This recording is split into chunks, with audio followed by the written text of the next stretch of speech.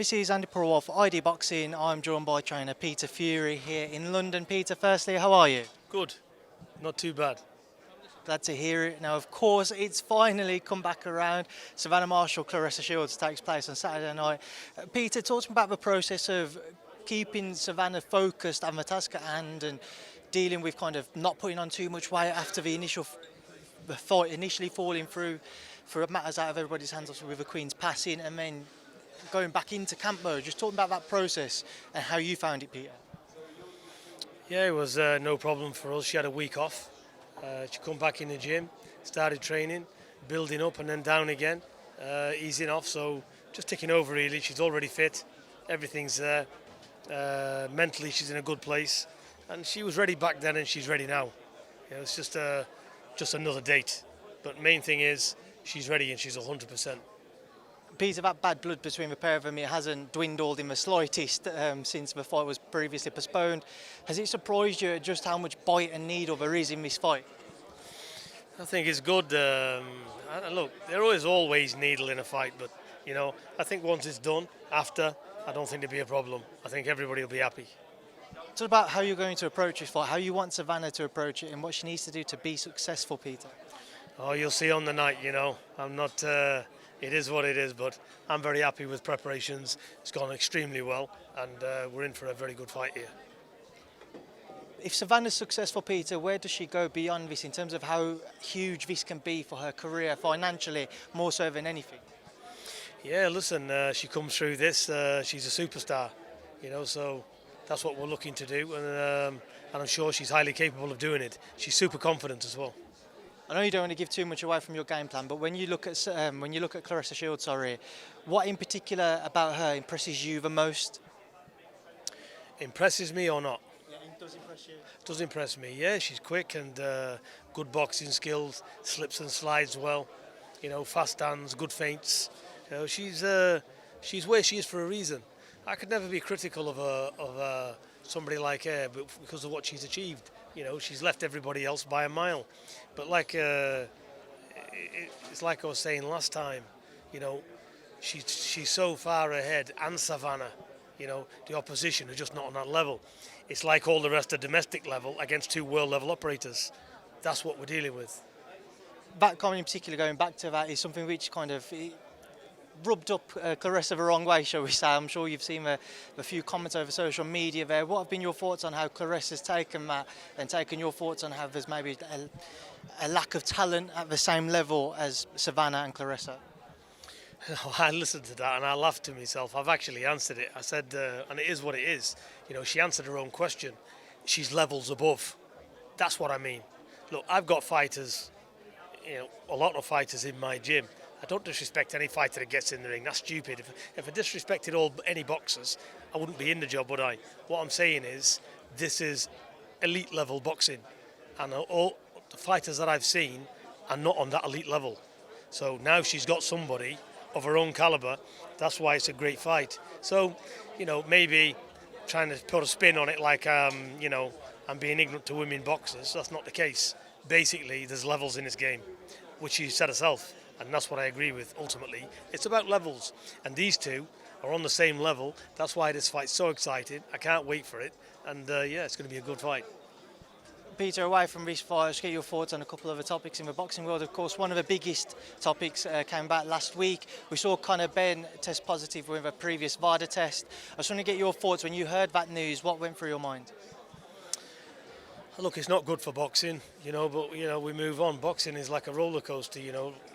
You know, we had the Queen's passing, you know, then we had this, and I'm one of these, you know, listen, I can't talk about anybody. Look, why ask my opinion? I'm a former criminal, yeah? So whatever you say, you're tainted. But guess what? Everybody deserves another chance. Have I been bad for boxing? Not really. So everybody deserves another chance. Whether he's done it, whether he hasn't, I don't really care, to be honest, you know. But I won't condemn a man until we know the facts. You can throw allegations and people's quick to make you sink. You know, I've been in them situations myself over the years. But if he's done it, he's done it. That's it. Give him the maximum fine or whatever they're going to do, ban him or whatever. But you look, everybody, not banned for life or whatever, because I've got sons myself, yeah, and I've been young myself. young people make mistakes. Grow from your mistakes. Don't be not allowed to grow from your mistakes. You know what? Listening to that interviewee as well, that doctor, whatever his name is, yeah, saying 80%'s on it. You know, if you're an idiot if you get caught on all this. What kind of message is he portraying? And another thing I want to get clear. I'm not saying the guys that he's worked with are up to no good. I said I'm glad he doesn't know my fighters, because the Joe public, they'll assume anything. You know, oh, if he's round that fighter, they must be on it. I give everybody the benefit of the doubt. I don't believe anybody. I think we've got a clean sport. I think VADA's great. I think UKAD's fantastic. I don't think we've got a problem with it. I think it's just the odd one, it creeps in now and again. But I can tell you now, these tests are so thorough and so volatile, you know, they can tip over the edge, and it can be anything. It can be cross-contamination. Listen, it's a minefield. What can happen? What can go wrong? Things can get contaminated, wrong products. It can be anything at all. I've seen it all. So like I said, and you know, we said, oh, and people criticise, you know, oh, your fighters years ago got done for nandrolone or whatever. That was an absolute minefield when we got looked at it. And what does nandrolone do for you anyway? Is it enhancing? I don't even think it is. I don't know what it is. So basically, a lot of shit, basically. That's what it was. And it got worked out in the end, but it caused us a lot of headache, that did. And all for what? But we can't go into detail with that, and I'm not going to go into detail with it, because we signed all things, you know, draw a line under it. But there was a lot involved there.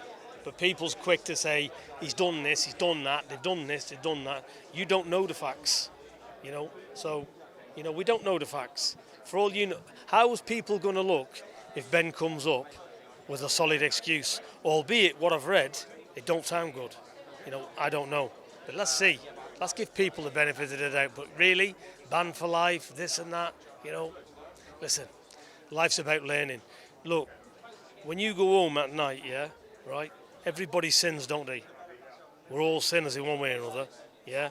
But this is wrong, and it wants blotting out the sport. Because one, it's unfair, one, it definitely is cheating, and it can kill the other fighter. You know, look, let the best man win. You know, it's too much about money, it's too much about prestige, too many egos involved. This is a sport, and we should love the sport for what it is. Let the best fighter one-on-one get in there and sort it out. There's no room for cheating. You shouldn't be cheating at other person, because you're not fit to get in there and fight the other man, are you? It's obviously a developing story, Peter, and of course Conor's got his own right to reply. As you say, everybody's waiting for his side to everything, but there's also been reports last night that a previous test that Conor had failed has been investigated now, alongside talk of a potential 4-year ban in place for him. Just kind of get your thoughts on that. If both of those deemed to be true and Conor was to look at that, your thoughts, do you think that would be fair? Yeah, if he's done it and they find out and that's what he's done, then fine. He'll get his ban, won't he? And, you know, hopefully he'll learn from it and move on. But, you know, everybody's jumping the gun here. You know, do I believe he's done it? No, I'm not going to say he has, because I'm not going to do that. I like to give him, his father, the benefit of the doubt. Let the facts come out and let's see. Because I'm not one of these to go on social media and say, I'm sorry for what I said. I'm not sorry for anything I say. I think about what I say before I speak. I'm not condemning any man, unless I know for a fact. And I don't know for a fact. I'm looking on social media, and a lot of social media is full of shit, yeah? Newspapers, what do they say? Today's chip paper, tomorrow's toilet roll, yeah? People want to get a grip. Stop looking at social media and getting on the bandwagon. Just away from that, Peter, just get your thoughts on a couple of other things. Deontay Wilder returns this weekend against Robert Helenius. What do you expect to see from him? Well, we know Wilder's big and dangerous, you know. He's a force, isn't he? You know, if he hits you right, he hits you. And you see a lot of fighters, they don't get up. So, you know, Helenius is not a fool. He can fight Helenius. But it always seems to me when Helenius seems like he's up against it, he seems to fold before he gets there. I think he's got a little bit of I think he's a doubtful kind of fighter. But if we get a confident Helenius, and Helenius that wants it, it could be a different ball game. Helenius is tough as well. Hughie Fury as well, obviously your son, how is Hughie getting on now? How's he feeling, obviously, as he makes his recovery? Hughie's coming here, flies in later, flies back into Manchester today. He's had a break, he's been in Spain. He's going to Harley Street tomorrow, he's having some gold injections. Oh, and by the way, we will be submitting them to UKAD, so don't panic. And what I will say about UKAD as well, they're that thorough Hughie's got he's in one of these systems. If he goes away for 1 day, he's got to say where he's going. He's got to give the hotel he's in, his location. If he ain't there, he'd be banned. He's got a computer and he's got to log in and he's got to fill in all of his movements. Here, where he goes tomorrow, how long he's here for, what room he's in, every detail. So we have got a thorough system here. You know, everybody's doing the best. But when you get idiots like him on social media saying, you know, 80%'s on it, and you know you're an idiot if you get caught, what kind of message does that send out? It's not good. It's not good for boxing. Just one final thing on it, as you mentioned UKAD there. What do you make of, obviously, so Conor's original test that had come back as positive was through VADA, then he goes away, does a UKAD test, it gets all clear, waiting on the B sample, and now obviously we have these reports of an earlier test from previously in the year which had come back positive through VADA as well, but VADA not being recognised by UKAD. What are your thoughts on that side of things? I've got no thoughts on it really, because VADA, they've come up with that. UKAD hasn't banned him, have they? You know, he's past UKAD or whatever, so now they'll all be looking into it. So like I said, let's wait and see. I don't know. Right, Peter, listen, I appreciate this interview. I know you've got to go catch up with Savannah because she'll probably want to shoot off soon. Thank you for speaking to him. Anytime, Andy, you're welcome.